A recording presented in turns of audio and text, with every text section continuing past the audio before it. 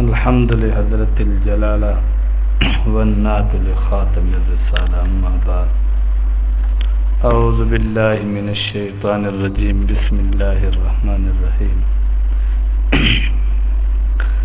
لیس البر ان تولوا وجوہکم قبل المشرق والمغرب ولكن البر من آمن بالله واليوم الآخر والملائكة والكتاب والنبيين وآتى المال على حبه ذوي القربى واليتامى والمساكين وابن السبيل والسائلين وفي الرقاب وأقام الصلاة وآتى الزكاة والموفون بعهدهم إذا عاهدوا والصابرين في البأساء والضراء وحين البأس أولئك الذين صدقوا وأولئك هم المتقون. پتر تھوڑا آیا کر دو.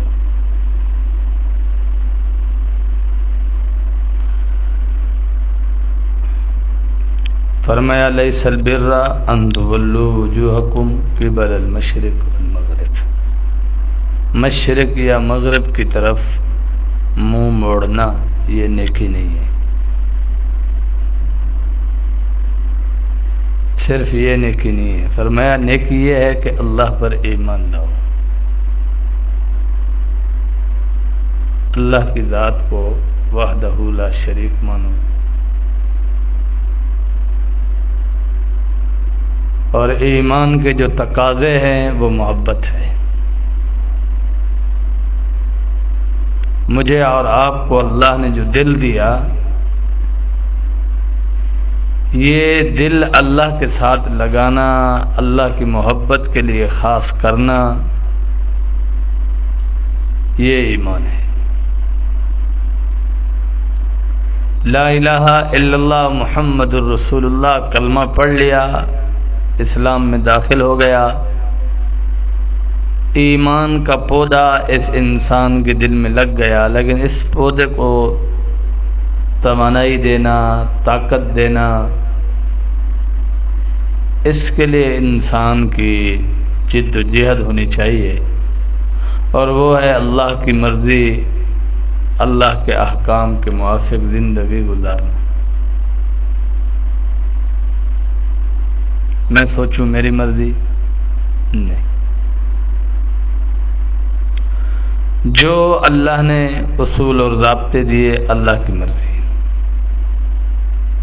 جناب رسول اللہ صلی اللہ علیہ وسلم کی مرضی ہے. فرمایا جو محبت محبوب کی مرضی پر ہو, یعنی آقا علیہ السلام کی مرضی پر محبت ہو, یہ سنت ہے. اگر محبت عاشق کی مرضی پر ہو, محبوب کی رضامندی نہ دیکھی جائے تو یہ بدعت ہے.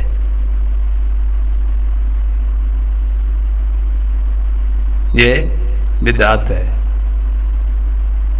اب بدعت کے راستے پر چلے آدمی, اس کی مرضی ہے. ہدایت کے راستے پر چلے, اس کی مرضی ہے.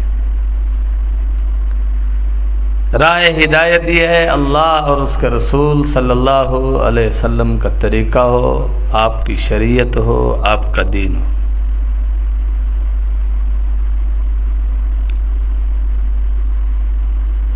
میری مرضی, میں جس طرح چاہوں حضور سے محبت کروں, یہ بدعت ہے.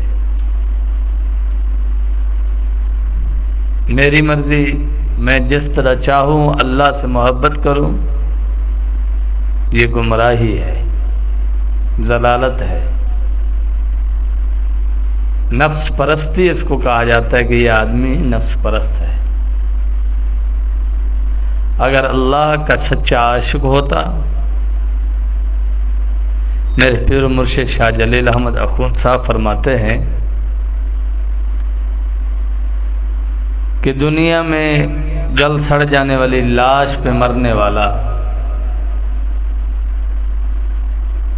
اس کو اگر اس کی محبوبہ کہے کہ تو عورت کے کپڑے پہن دو, وہ پہن لیتا ہے. وہ کہتی ہے کہ تو مجھے خوبصورت تب لگے گا کہ جب تو چنی پہنے گا, تو وہ چنی پہن کے آ جاتا ہے.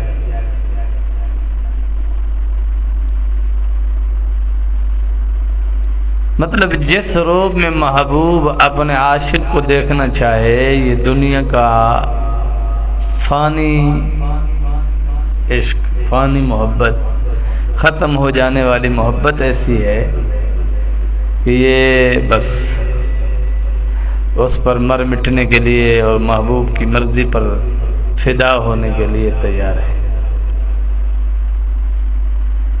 تو اللہ اور اس کے رسول صلی اللہ علیہ وسلم سے محبت بھی ایسی والہانہ محبت ہونی چاہیے۔ والذین آمنوا اشد حبا للہ، کہ ایمان والے اللہ سے بہت زیادہ محبت کرتے ہیں، اور وہ لفظی محبت نہیں، دعوے نہیں، زبانی باتیں نہیں، دل اور جان سے محبت ہے۔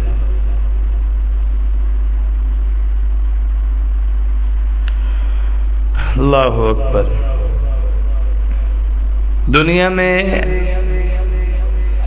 ہر لمحہ، ہر گھڑی، ہر سانس، ہر قدم اللہ اور اس کے رسول کی مرضی پر ہے، تو آخرت میں اللہ رب العالمین اس کے لیے انعامات کا جو ہے انتظام فرما رہے، وعدے فرما رہے۔ لیکن یہ عاشقوں کے لیے ہے، اور عاشقوں کی ادا یہ ہے کہ کوئی بھی نعمت انہیں میسر ہو وہ اس کو اپنے محبوب کی طرف منسوب کرتے ہیں۔ جس نے اللہ سے محبت کر لی، اس نے اللہ کو اپنا محبوب بنا لیا۔ تو ہر اچھائی اللہ کی طرف منسوب کرتا ہے کہ اللہ نے مجھے یہ نعمت دی، اللہ نے مجھے یہ نعمت دی، فلاں نعمت دی، فلاں نعمت دی، فلاں نعمت۔ وہ اللہ کی نعمتوں کو شمار کر کے اس پر شکر گزار ہوتا ہے۔ رسول اللہ صلی اللہ علیہ وسلم سے سچی محبت ہے تو جو نعمتیں میسر ہیں ان نعمتوں پر جناب رسول اللہ صلی اللہ علیہ وسلم کا دل و جان سے شکر گزار ہے کہ حضور صلی اللہ علیہ وسلم کے وسیلے سے مجھے نعمتیں میسر ہے۔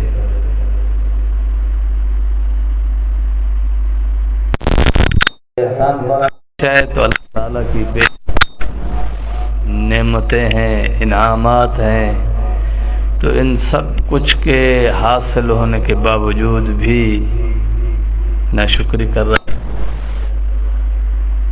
اللہ تعالیٰ کا گلہ کر رہا ہے، اللہ تعالیٰ کو ناراض کرنے میں مشغول ہے۔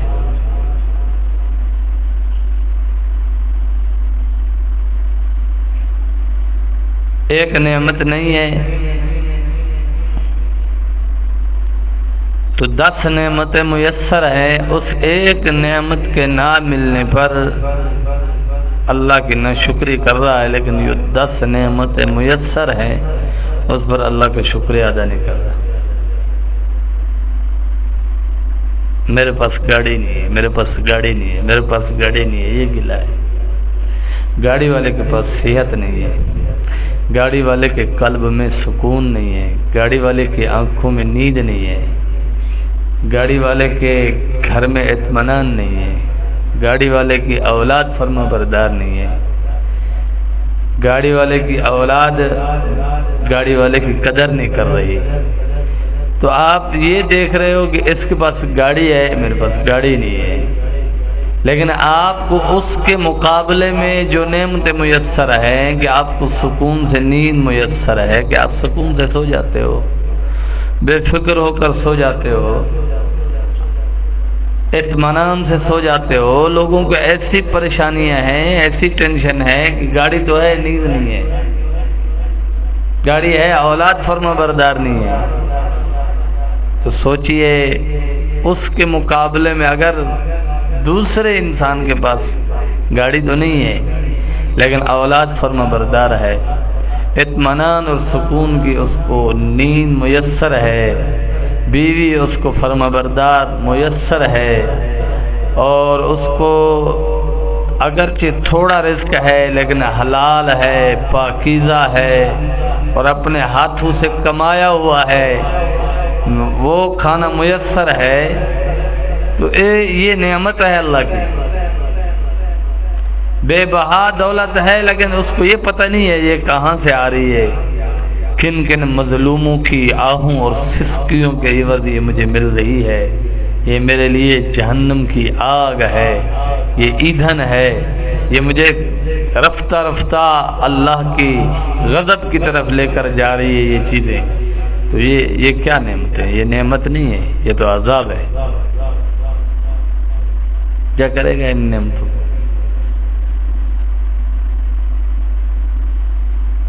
نعمت وہ ہے جو اللہ کی فرما برداری کی طرف انسان کو متوجہ کرے۔ انسان کے پاس گاڑی ہے، اس گاڑی کے ذریعے سے وہ اللہ کی طرف متوجہ ہے کہ اس گاڑی پہ بیٹھ کر نماز پڑھنے جا رہا ہے، عید پڑھنے جا رہا ہے، جنازہ پڑھنے جا رہا ہے، اہل اللہ کی زیارت کرنے جا رہا ہے، شریعت کے اندر جو جائز ضروریات ہیں وہ پوری کرنے جا رہا ہے، تو یہ نعمت ہے۔ گاڑی میسر ہے، اس میں معشوقوں کو لے کے جا رہا ہے، فحاشی اور بدکاری کرنے کے لیے یاروں کو بٹھا کے لے کے جا رہا ہے، حسین لڑکوں کو ساتھ بٹھا کے ان کو ٹھرک مرک مارنے کے لیے برگر کھلانے جا رہا ہے، تو یہ نعمت نہیں، عذاب الہی ہے۔ اور اس کا عذاب اسے دنیا میں نقد مل رہا ہے، یہ نہ کہ دنیا میں عیش کر رہا ہے، نقد اس کو سزا مل رہی ہے، نقد کہ اس کو نیند نہیں ہے، اس کے قلب میں سکون نہیں ہے، دل بے چین بے قرار ہے۔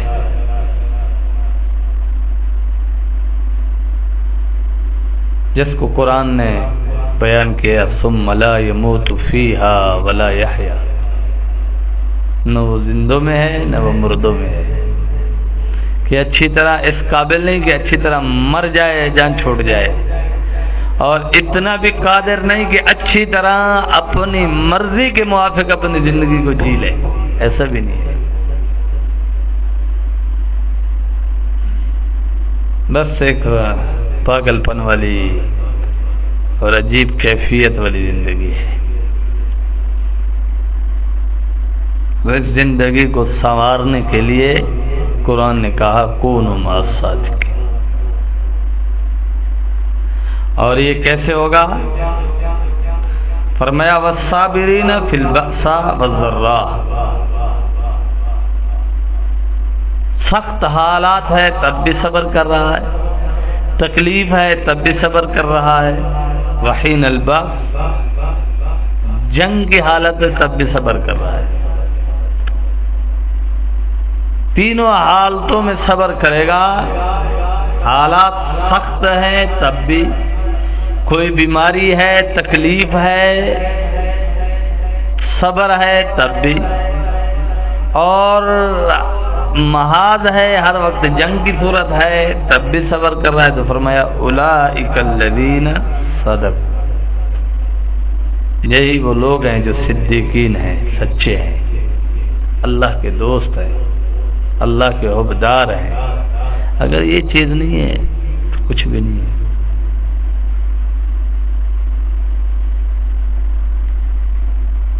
مصیبت پر واویلا کرنا، دھاڑے مارنا، چیخنا، چلانا، یہ بھی ایک چیز ہے، لیکن یہ ایسی چیز ہے اللہ سے دور کرنے والی ہے، یہ ایسی چیز ہے جو ناشکری کی علامت ہے۔ مصیبتوں پر صبر کرنا، تحمل کرنا، کسی کو دکھ درد نہ سنانا، جناب رسول اللہ صلی اللہ علیہ وسلم کے ساتھ آپ کے خادم خاص ہیں،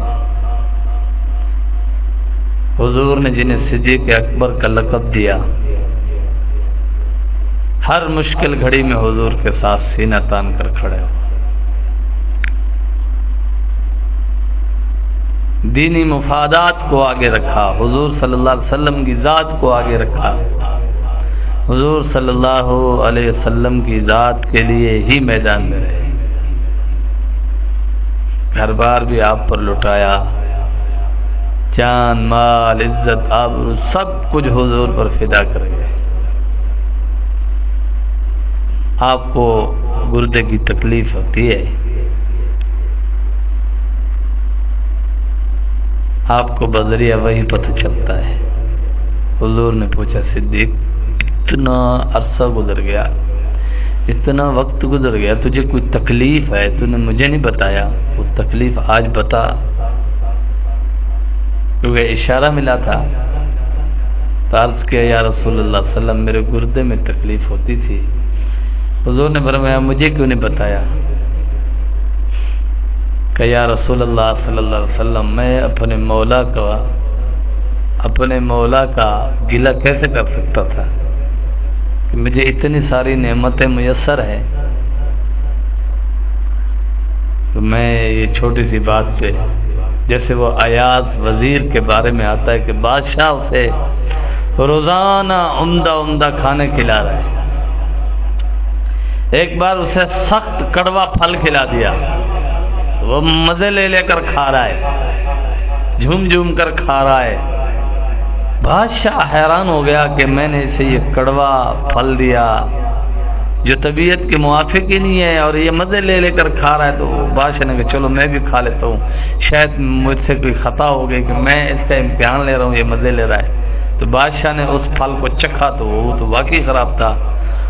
اس نے کہا ایاز یہ کیا اتنا تکلیف دے سخت کڑوا پھل ہے اور آپ مزے لے کر کھا رہے ہو؟ اس نے کہا روزانہ تو آپ ہی کے ہاتھوں سے کھا رہا تھا، آپ کا دیا ہوا کھا رہا تھا تو مزے لے رہا تھا. تو آج میری غیرت نے گوارا نہیں کیا کہ ایک دن اسی ہاتھ سے کوئی چیز ایسی آ گئی کہ جس میں لذت نہیں تھی، تھوڑی کڑوی تھی، تو میری غیرت نے گوارا نہ کیا، میرے جی نے گوارا نہ کیا کہ میں روزانہ تو مزے لے کر کھاؤں، آج تھوڑی ترش کڑوی چیز آ گئی تو میں کو تھو نہیں. یہ محبت تھی. محبت نہ ہوتی تو وہ ایسے نہ کرتے. محبت کی کمی یہ باس اور مباحثے کی دلیل ہے. صحابہ کرام رضوان اللہ علیہم اجمعین جناب رسول اللہ صلی اللہ علیہ وسلم سے بے انتہا محبت فرماتے تھے، اور بے انتہا محبت کا نتیجہ ہے حضرت ابو ہریرہ، حضرت حذیفہ اور دیگر صحابہ رضوان اللہ علیہم اجمعین کہتے ہیں کہ ہم حضور صلی اللہ علیہ وسلم سے کوئی مسئلہ پوچھنے کے لیے، کوئی بات پوچھنے کے لیے کئی دن انتظار کرتے تھے.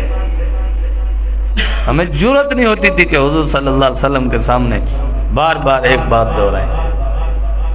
ایک ہی بات دہرانے کو ایک بار بھی ہمیں جرأت نہیں ہوتی تھی. ہم انتظار میں ہوتے تھے، ہم دعائیں کرتے تھے کہ کوئی دیہاتی آئے حضور صلی اللہ علیہ وسلم سے کوئی مسئلہ پوچھے، ہم سن لیں گے تو ہمارے مسئلے میں بیچ میں آ جائیں گے.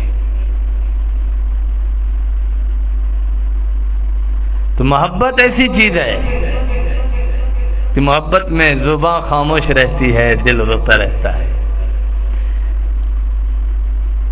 جب تک بولنے کی وہ ہے، اعتراضات کی بارش کرنے کی، تقریر جھاڑنے کی، اور جب تک اپنے اندر کی بات نکالنے کی وہ ہوتی ہے، کوشش ہوتی ہے، تو یہ دلیل ہے کہ کمال محبت حاصل نہیں ہوتا.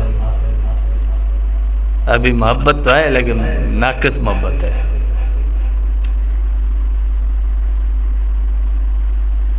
حضرت عمر رضی اللہ عنہ حدیث کے راوی ہیں کہ جناب جبرائیل علیہ السلام حضور صلی اللہ علیہ وسلم کی خدمت میں آئے، ایک انسان کی شکل میں آئے، سفید کپڑے ہیں، سفید داڑھی ہے، روحانی چہرہ ہے. فرمایا چہرے کے آثار سے، کپڑے کے آثار سے تو ایسا لگتا تھا کہ قریب سے آیا ہے، لیکن جب شکل سے پہچاننے کی کوشش کرتے تھے تو ہمیں معلوم ہوتا تھا کہ یہ مدینے کا کوئی رہائشی نہیں ہے، باہر سے آیا ہے. لیکن جب آثار دیکھتے تھے تو پتہ چلتا تھا یہیں کہیں سے اٹھ کے آیا ہے، کیونکہ تھکاوٹ نہیں ہے، گرد و غبار نہیں ہے کپڑوں پر۔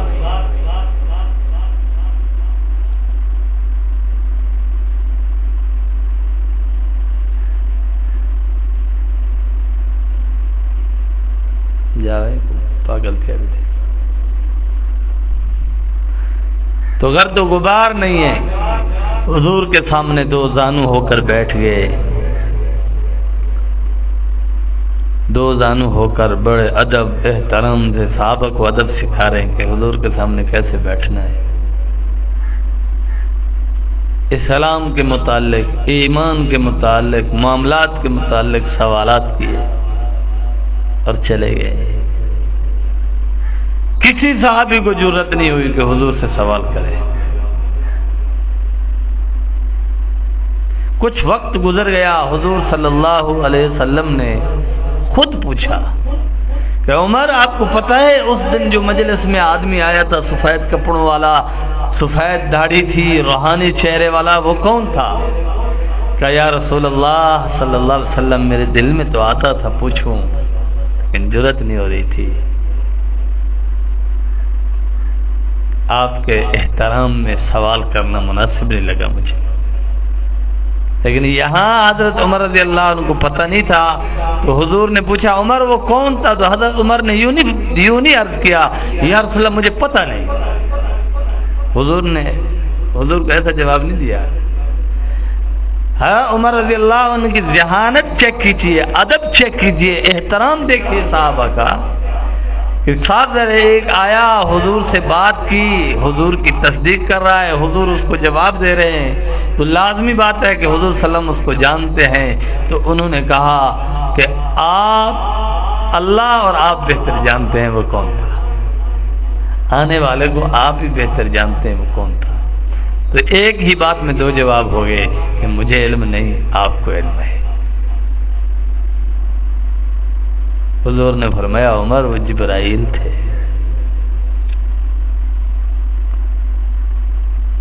ادب دیکھیے صحابہ کی، یوں نہیں کہا میں نہیں جانتا، میرے کو سے کیا پتہ بل کون ہے مجھے کھوڑے بتاؤ ترے دیاڑے تھے کہ نا ہفتہ تھے کہ پیر صاحب سندہ ہی نہیں پیا کون آیا ڈھڈے رکھے ہوئے تھے پیر صاحب خراب ہے بتا پیر صاحب والا پوچھ کے یہاں سے سنا وہ بندہ آیا حجان میں کیا پتا سی کہاں پتہ چلے پیر صاحب تاکو کاوڑ لیتے پیر صاحب وڈا ٹھوس ملے نہیں۔ تو حضور کے صحابہ ایسے نہیں تھے، وہ بھی مرید تھے، بلکہ حضرت عمر رضی اللہ عنہ مراد ہے، سارے صحابہ مرید رسول ہیں، حضور صلی اللہ علیہ وسلم کے سارے مرید ہیں، اور حضرت عمر رضی اللہ عنہ مراد رسول ہے کہ حضور نے خود دعا مانگی عمر کے لیے۔ تو حضرت عمر کا ادب دیکھیے کہ یا رسول اللہ آپ ہی بہتر جانتے ہیں، آپ کو ہی علم ہے، آپ ہی بہتر جانتے ہیں کہ آنے والا کون تھا۔ تو حضور نے فرمایا عمر آنے والا جبرائیل تھا، آپ کو تعلیم دینے کے لیے، آپ کے علم میں اضافہ کرنے کے لیے وہ آیا اور اس نے مجھ سے سوال کیا۔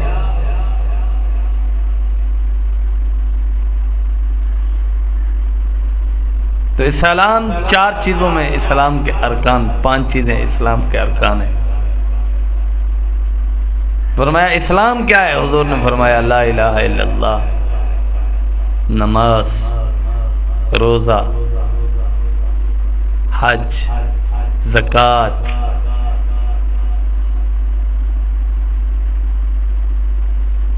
اور عرض کیا یا رسول اللہ علیہ وسلم ایمان کیا ہے؟ تو حضور نے فرمایا 6 چیزیں ایمان ہے۔ اللہ پر ایمان لانا، فرشتوں پر ایمان لانا، آسمانی کتابوں پر ایمان لانا، یوم آخرت پر ایمان لانا، تقدیر پر ایمان لانا۔ تقدیر کیا ہے؟ ہم کہتے ہیں والقدر خیرہ و شرہ، اچھی اور بری تقدیر پر ایمان لائے۔ اللہ کی طرف سے اچھی اور بری تقدیر، اللہ کے نزدیک اچھی اور بری کوئی چیز نہیں ہے۔ اللہ کا ہر فیصلہ حکمت بھرا ہے۔ یہ آپ کی اور میری طبیعت کے موافق ہے کہ اگر تقدیر کا کوئی معاملہ ایسا ہو گیا کہ آپ کے اور میرے حق میں ہے تو ہم کہتے ہیں اچھی تقدیر ہے، آپ کے اور میرے حق میں نہیں تھا، ہمارے لیے نقصان ہو گیا، ہم کہتے ہیں یہ بری تقدیر ہے۔ لیکن دونوں ہمارے اعمال کے نتیجے میں ہیں۔ ہمارے اعمال اچھے ہیں، فیصلہ عمدہ ہو رہا ہے، اچھا فیصلہ آ رہا ہے۔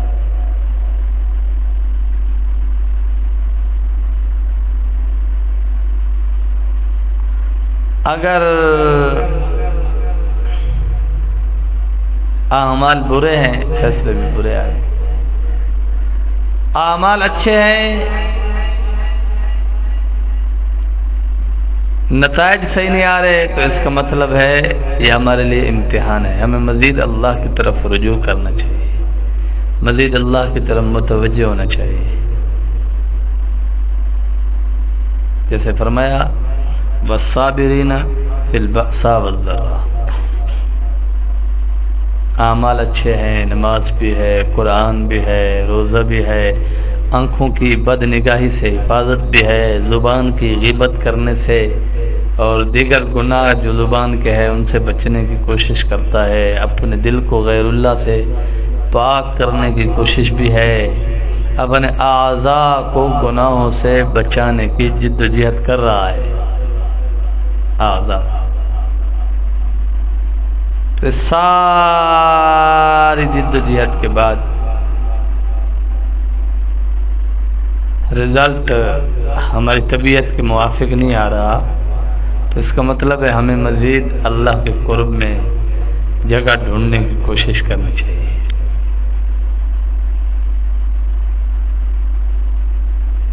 اور عاشق مایوس نہیں ہوتا، اور عشق ایسی چیز ہوتی ہے عشق کہ عشق جب ہو جائے تو محبوب کو بولنے پر مجبور نہیں کرتا، محبوب کا اشارہ کافی ہوتا ہے۔ حضور سرور کونین صلی اللہ علیہ وسلم تشریف لائے، راستے میں دیکھا ایک گھر ہے، آپ نے اسے اس کو ناگوارگی سے دیکھا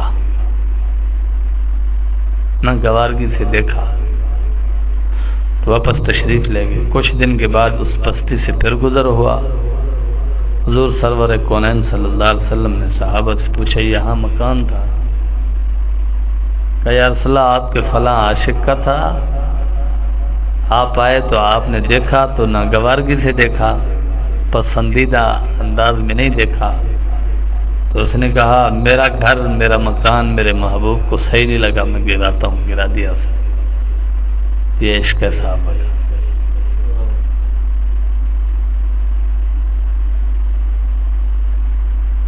اور یہ جو راہ تصوف ہے اس میدان میں وہ زیادہ پھل پاتا ہے جو زیادہ عشق کرتا ہے،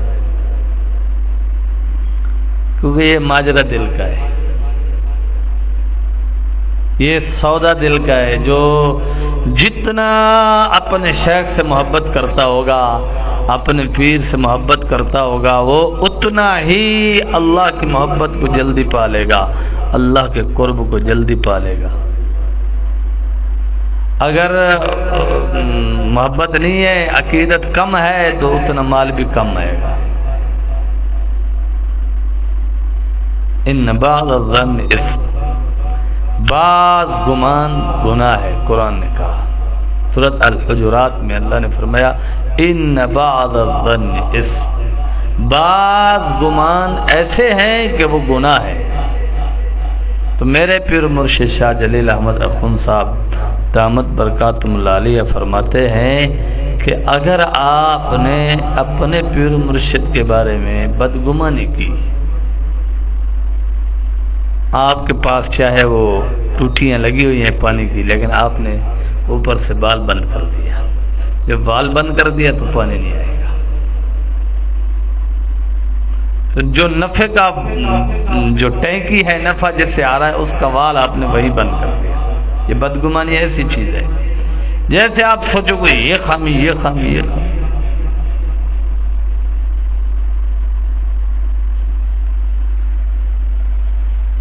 جنہوں نے مقام اور مرتبہ پایا انہوں نے تو یہاں تک لکھا ہے کہ اگر تم اپنے شیخ کے ہاتھ میں شراب کی بوتل دیکھ لو تب بھی کہو میری آنکھوں کو دھوکا لگا ہے کہ یہ شراب نہیں کوئی اور چیز ہوگی، میری آنکھوں کو دھوکا لگا ہے۔ حضرت عبداللہ بن مسعود رضی اللہ عنہ کے متعلق آتا ہے کہ آپ مسجد نبوی میں بیٹھے تھے، لوگ ایک آدمی کو پکڑ کر لا رہے تھے کہ اس نے شراب پی لی ہے، اس کو ہم نے حد جاری کروانی ہے، اس پر ہم نے حدود اللہ نافذ کروانی ہے، تو وہ لے کر آ رہے۔ حضرت عبداللہ بن مسعود نے پوچھا بھئی آپ نے آنکھوں سے دیکھا ہے پیتے ہوئے؟ آنکھوں سے پیتا ہوا نہیں دیکھا، لیکن اس کو نشہ ہے اور اس کے منہ کو شراب لگی ہوئی ہے، یہ دلیل ہے۔ حضرت عبداللہ بن مسعود رضی اللہ عنہ نے فرمایا تم نے آنکھوں سے پیتا ہوا نہیں دیکھا، لیکن تم نے اس کو نشے کی حالت میں دیکھا، اس کی داڑھی اور منہ پر شراب لگی ہوئی دیکھی۔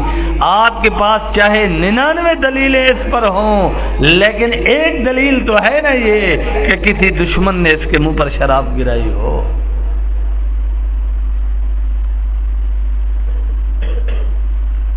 تو فرمایا ایک دلیل اگر آپ کے پاس ایسی ہے کہ حسن ظن والی ایک دلیل ہے تو بدگمانی والی 99 دلیلوں کو ٹھوکر مار دو۔ میرے دادا پردادا پیر مرشد شاہ ابرار الحق صاحب رحمۃ اللہ علیہ فرمایا کرتے تھے اگر تم نے کسی کے بارے میں بدگمانی کر لی، کل قیامت کے دن اللہ نے آپ سے دلیل مانگ لی کہ آپ نے اس سے فلاں بدگمانی کی تھی، دلیل لاؤ، یہ خرابی کی دلیل لاؤ، آپ نے ذہن میں سوچ لیا تھا یہ آدمی فلاں وجہ سے گندا ہے، ایسا گندا ہے، آپ کے ذہن میں آیا دلیل لاؤ، تو کہاں سے دلیل لاؤ؟ لیکن حسن ظن رکھ لیا، کسی دلیل کی کوئی ضرورت نہیں، اجر ملے گا، ثواب ملے گا، اللہ کے ہاں نوازا جائے گا۔ اللہ سے دعا ہے کہ اللہ تعالی عمل کی توفیق عطا فرمائے۔ وآخر دعوانا ان الحمدللہ رب العالمین۔